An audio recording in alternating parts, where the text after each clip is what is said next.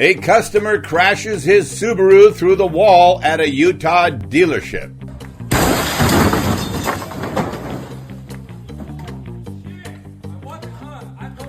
And we'll wrap up today's show with a tragic suicide story with a car dealer customer in another state. That's coming up at the end. Hi, I'm Kevin Hunter, known online for the last 15 years as the Homework Guy. Without question, there are some very bad things that car dealers do to their customers, and some of those bad things lead to total nightmares, like these two stories today. We've been talking about dealer behavior for years, trying to help consumers stay away from being financially harmed by unscrupulous dealers. But as these stories relate, even worse things can happen to car buyers at a car dealership. For any of you dealers in our audience, let me make something crystal clear. It's not the fact that you make a profit on your car deals that we have a problem with, not even close. It's your deceitful behavior and your unrelenting attack on the financial well-being of your customers. It's your preying upon the elderly and vulnerable. It's your willingness to take advantage of people by unethical and immoral means for your own gain. You think that profits at all costs are justified. You think that telling and retelling a fake story about a guy you claim you knew who was saved by your added expensive accessories or insurance products to help fatten car deals, you think that's okay too. You think if you tell a lie enough times that it must eventually be true. Yet in the real world that normal people like us live in, nothing could be further from the truth. We were blown away by just how bad these two horrible stories we have to share today impacted these car buyers and ultimately their families. First up, you may have heard about a recent incident circulating online in Sandy, Utah. A 35-year-old man named Michael Murray drove his recently purchased Subaru Outback through the front window of Tim Dolly Mazda Southtown dealership after being denied a refund for the vehicle, which he claimed had major mechanical issues, and in fact it did. The dealership had sold the car as is, which is always a red flag in our book, informing Murray that it required repairs. Following the crash, Murray was arrested and charged with felony criminal mischief and reckless endangerment. He was released the next day and later expressed remorse, stating he had just reached a breaking point. The showroom sits boarded up right now. In another separate story, a customer in Fort Worth, Texas, also reached an unfortunate emotional breaking point this past July and took very tragic actions. What happened to him is appalling. The amazing Elizabeth joins me now. In our first story, Michael Lee Murray, age 35, bought a used Subaru Outback from the Tim Dolly Mazda dealership in Sandy, a city in Salt Lake City metropolitan area. He paid $4,000 for it on Monday morning. However, Murray alleged that he was sold a Lemon, a vehicle whose mechanical issues jeopardized his safety, soon after he purchased the wheels. $4,000 is not a lot of money to spend on a vehicle, but for a guy like this, it might have been the only money he had, making it a certain financial disaster for him. Sure. Thankfully, nobody working at the dealership was injured by the vehicle crashing through the front wall, since they took his threat to smash it through the front wall seriously. Right. Now, in our second story, and perhaps the story we should have opened with, a significantly more tragic and heartbreaking story involved an elderly gentleman who was 70 years old. No media coverage was given to this story whatsoever. This elderly man lived with his son in Fort Worth, Texas, and thought he needed a car, so he went to a local Nissan dealership in Fort Worth. They pounced on him like dogs. He got so badly screwed over by this dealership that he went home and began to despair over the financial mess he had just committed himself to. His son returned home after work to see a new vehicle sitting in the driveway.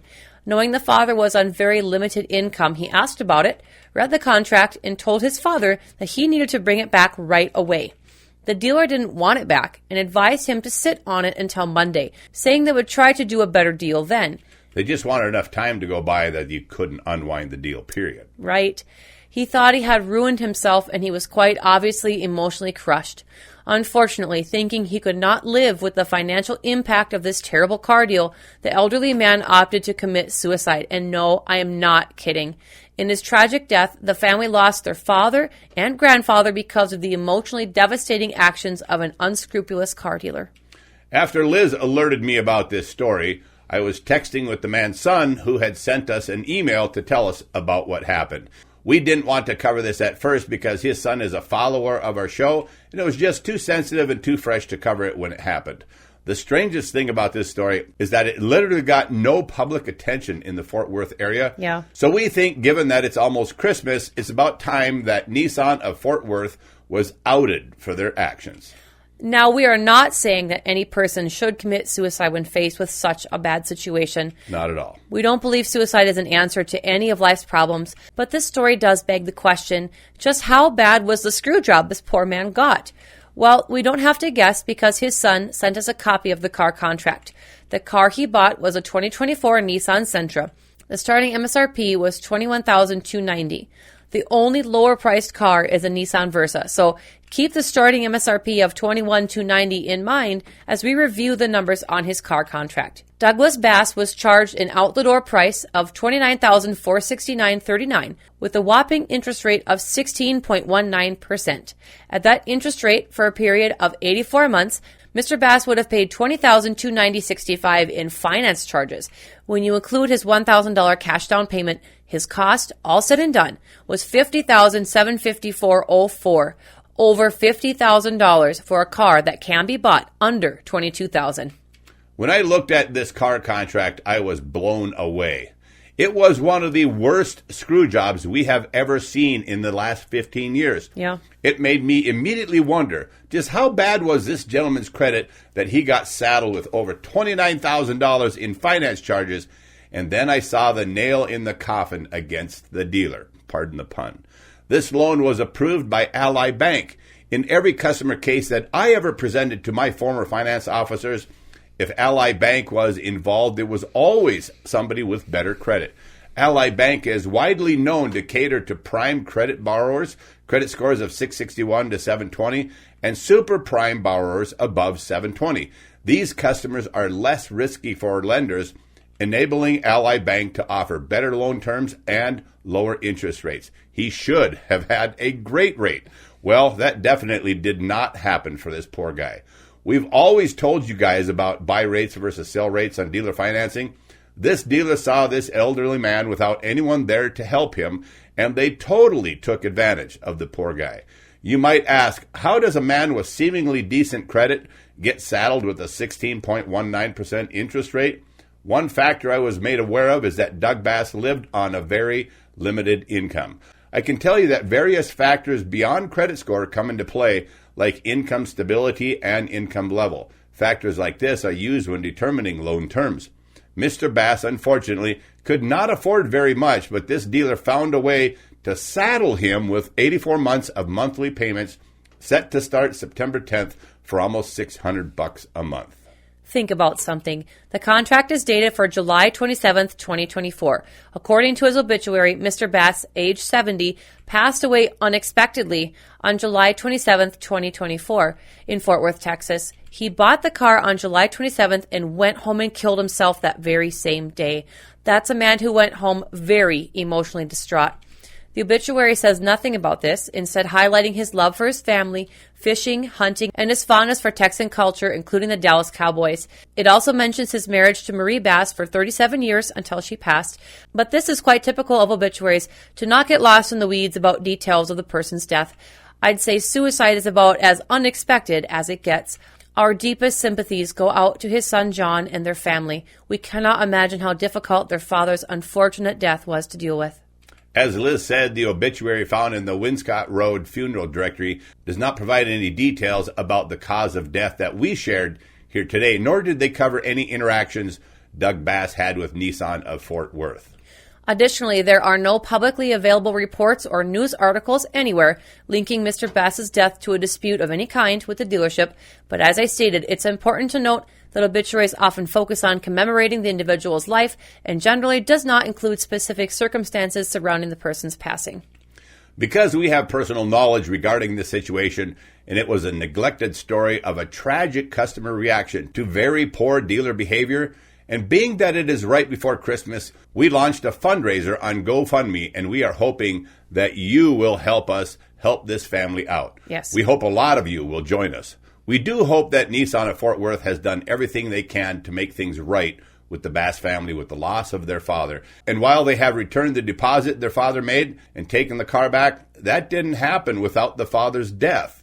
In closing on this story, we'd like to appeal to our audience to jump in and help the family of Doug Bass in what has to be a very distressing upcoming Christmas holiday they are preparing for without their father and grandfather. To help make the upcoming Christmas holiday and the new year just a little bit more cheery for the Bass family, would you join us in our fundraiser appearing on the screen now? It is on GoFundMe under the title Help Bass Family After Tragic Loss. It will also be linked in that description box down below. Liz, let's talk about problems in car dealerships that can lead to these kinds of catastrophic, over-the-top reactions. Let's do it. This extreme reaction does underscore many of the criticisms that we've had for car dealers over the years. There are several highly antagonistic issues that consumers often face with car dealerships. Number one, lack of transparency. Dealers sometimes fail to fully disclose a vehicle's condition, especially when selling used cars as is, as in the first story we shared, leaving buyers unaware of potential problems. And second, high-pressure sales tactics. Sales environments can pressure consumers into quick decisions without thorough vehicle inspections or understanding the contract terms. Third, limited recourse for buyers. Once a sale is finalized, especially as is, consumers may find it challenging to seek refunds or repairs, leading to great frustrations. While the dealership bears some responsibility, there's also a need for consumer awareness and responsibility in these tragic events. While dealerships do have a responsibility to be transparent, consumers must also exercise due diligence. Vehicle inspections are important to get done before purchasing, especially a as-is vehicle like in the first story.